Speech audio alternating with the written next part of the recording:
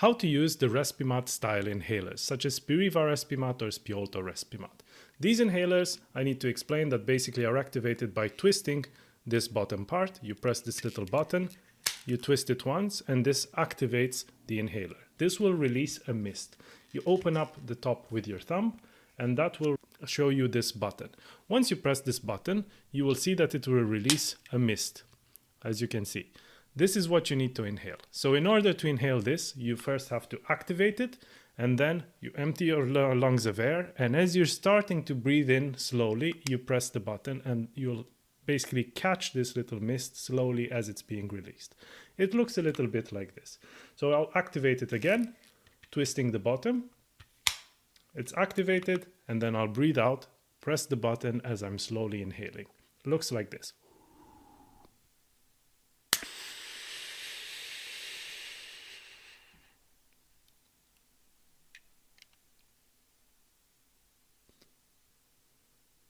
And slowly release. Try to hold your breath for up to 10 seconds. But I've basically felt that mist coming in as I was breathing in.